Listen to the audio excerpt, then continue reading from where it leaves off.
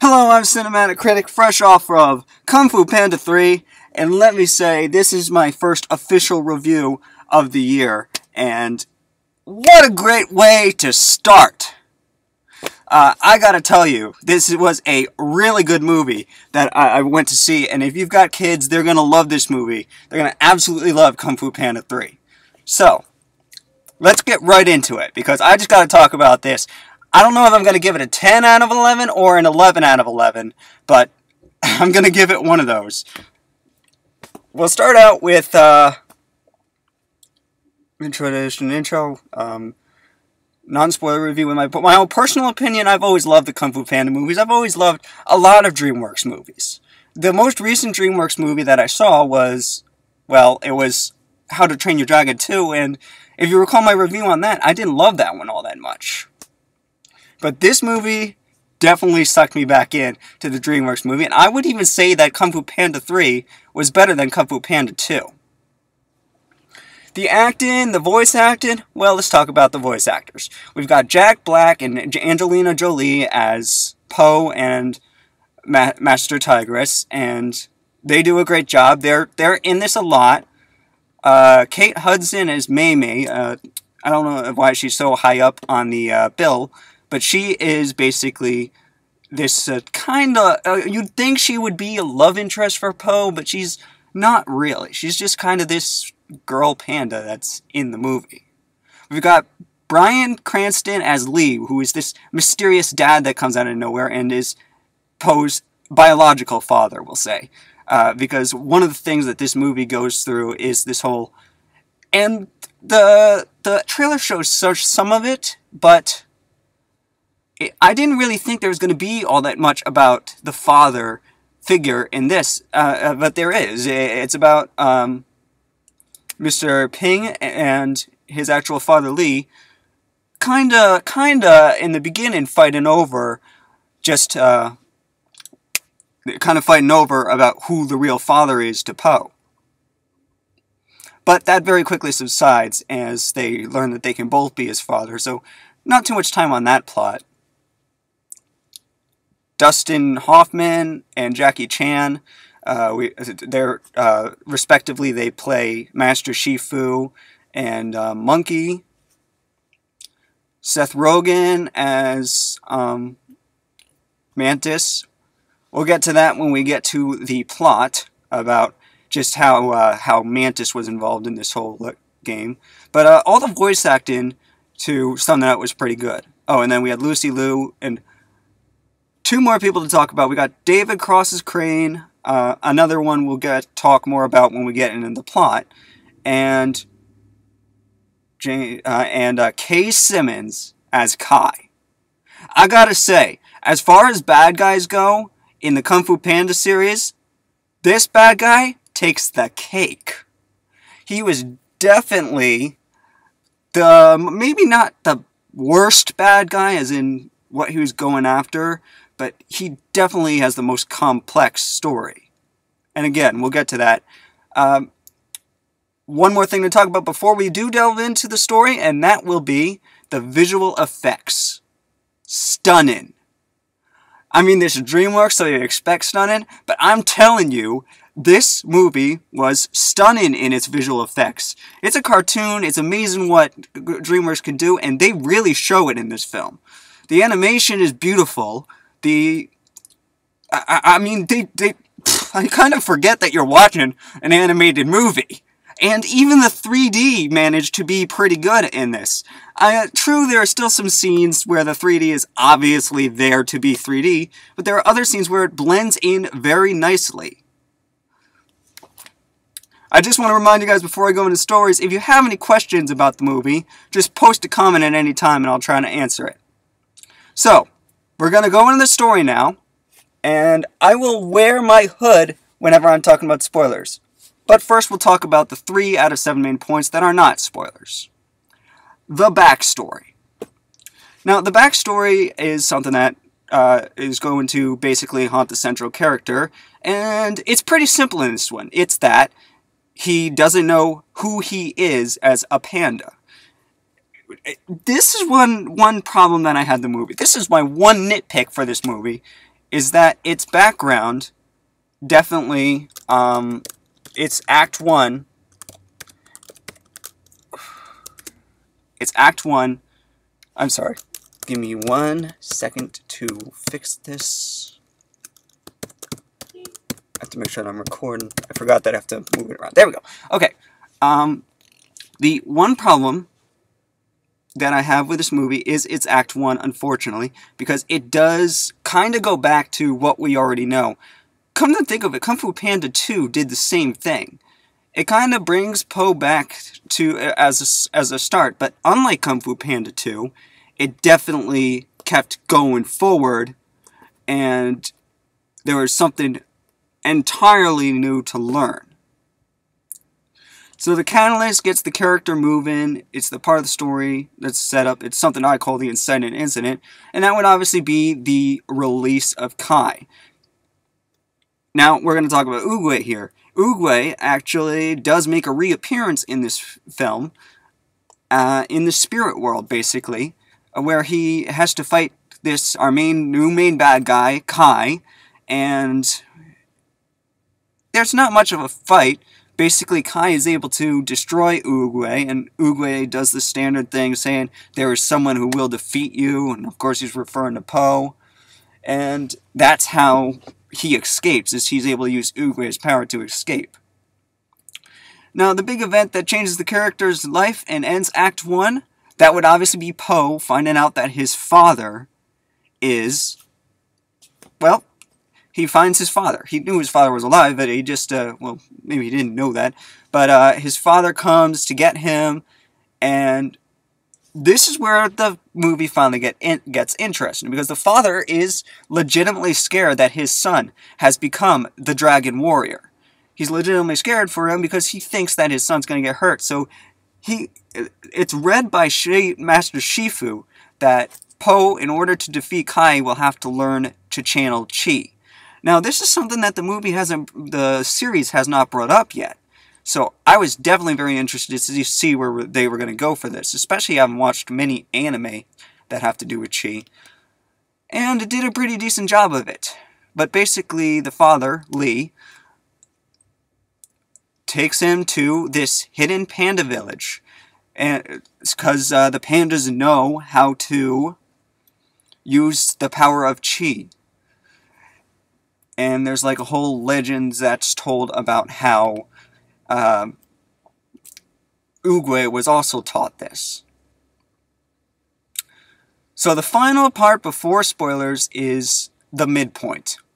It's the point of no return, the point of a moment deep motivation, and that for me would be probably the moment that, you know, you've got if you remember Kung Fu Panda 1, then you'll remember that there was time in the film where, you know, the Furious Five went after Tai Lung.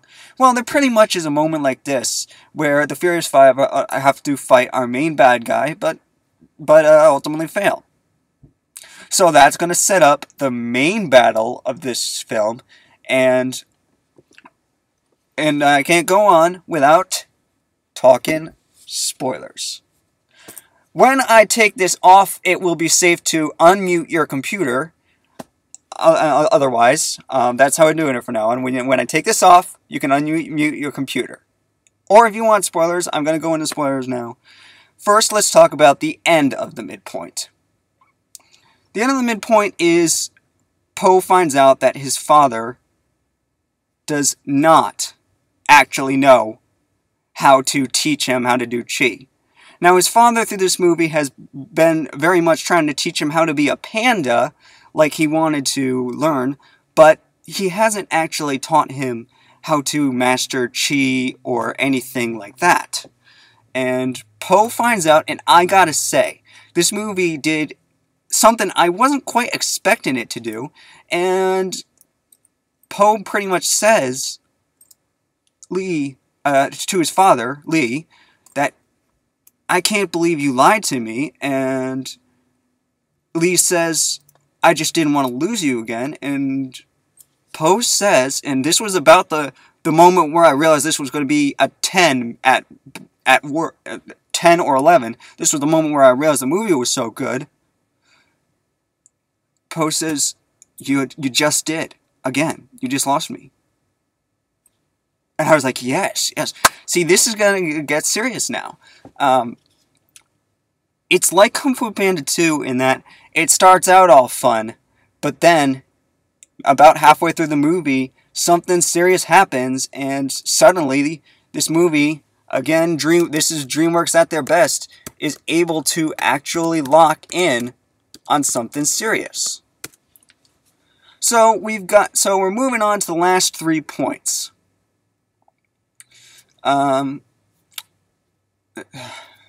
Number 5 is the crisis or the low point. I would say that's probably part of the crisis or the low point.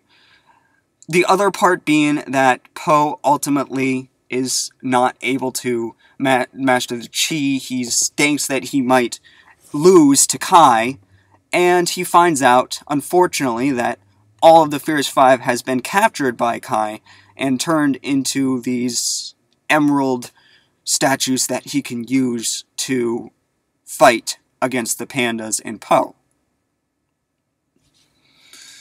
So, ultimately, Po has to learn to teach the pandas how to do Kung Fu. And I will say that that rather quickly he forgives his father, a little too quickly. I would have had a few more minutes go by before, but ultimately, that's a nitpick. We go into Act 3 and the final 2 points. The climax is the showdown, or the final face-off between your central character and the opposition.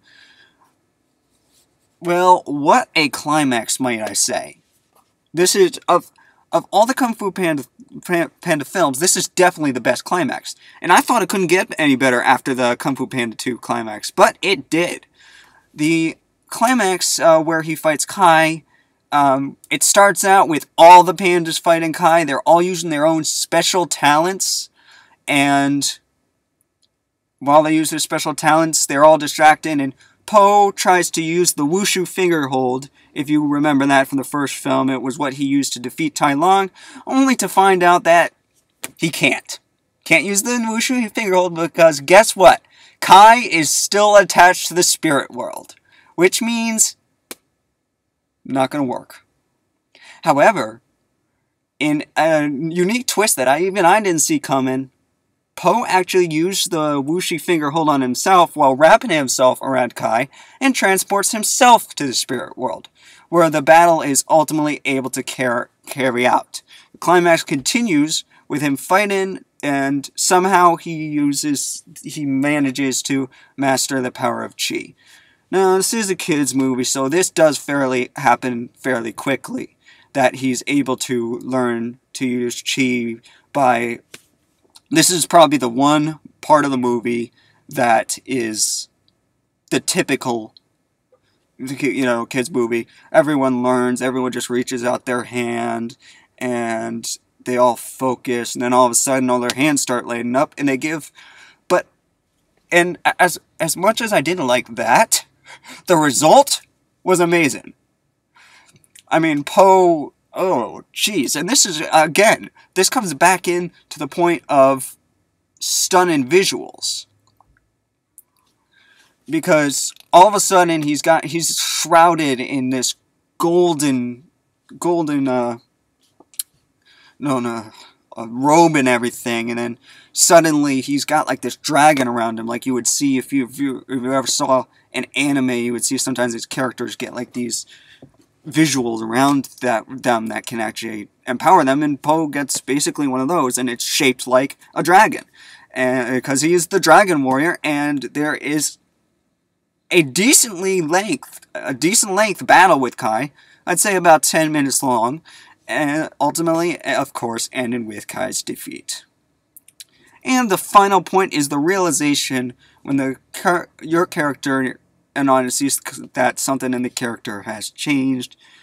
Well, of course, he's changed. This is something that happens in every Kung Fu Panda movie. But they do manage to carry it all the way through. Ultimately, he does manage to become a teacher, like Shifu wanted him to be in the beginning. Oogway actually, towards the end, passes down the staff to him and says he's like the new master now of the Jade Palace, and that he always destined, and it is a wrap-up to the whole series. It's like, I knew you were going to do this on day one, the day you came to me. So that's pretty much it for the story. Alright, you can unmute your computers now if you didn't want to hear the spoilers, because I'm just going to go over... I'm going to summarize it with my critical opinion. You know I like to make the reviews 20 minutes long. So let's talk about it for about 4 minutes, all overall. I think that the Act 1 still had some issues with it, and it did fall into some of the typical kids' movies and Kung Fu Panda tropes that we already know. But it did offer several new ones, like the Village of Pandas. The time spent while Po is learning to be a panda, it did manage to play into the final battle, which I think was something that was very interesting. Everyone learning to be unique, which actually is, even though Po was unique through it all, he wasn't really, he didn't really use his uniqueness in battle so much as the skills he learned, where he used his uniqueness to learn skills, but in the final battle of this film, all these pandas with their unique skills actually use their unique skill to distract him so Po can finish off Kai. Let's see here. I don't think I'm going to be able to make 20 minutes tonight. I just want to say that this was... Go back one more time to the visuals. I don't think I've ever seen DreamWorks put out such a visually stunning movie. Not just in the animation quality, but in the scenery. I don't know how else to describe that. The scenery is beautiful. The 3D is a good job. So I would actually say, if you can spare the extra buck or two, 3D is worth it for this one. This is... I haven't been able to say this in a long time. This is a movie that I will actually buy. I didn't buy Kung Fu Panda 1. It wasn't that good. I did buy Kung Fu Panda 2.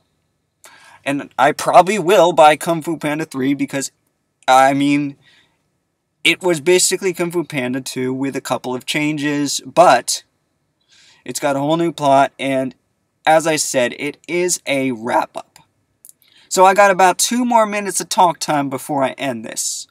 I'll go ahead and say right now that it isn't perfect. It is very hard for me to give an 11. But I don't think this movie had too many flaws to give it a 9. So I'm going to be rating this movie a 10 out of an 11, which is a extremely good rating for me. Let's see. As I said, this movie has its drawbacks. It's Act 1. Its setup isn't that great.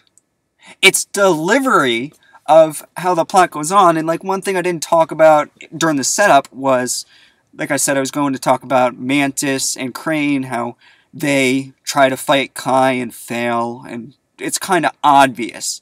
That's the problem with Act 1. The Act 1 was obvious, but to Act 1's credit, it did a lot of things that I predicted that were going to happen in Act 3, and they never did. The other thing I mentioned during the spoiler review was that one section where the transfer between Act 2 and 3. Since I took the spoiler hat off, I won't say it, but the one transfer between Acts 2 and 3 definitely needed a little bit of work there. It could have been a little longer. The battle, I get that they wanted to get him into the spirit world to do the battle and everything, and that was amazing. But I would have liked to see a little more of the pandas fight too, and so I was slightly disappointed by that. But all in all, this is a great way to start off 2016. And that's all I've got to say for this review. In case you were wondering, I will probably review Alvin and the Chipmunks and Norma the North. Oh, I don't want to do that. But not until they come out on DVD. CinematicCritic signing off for now. I'll see you in the next review.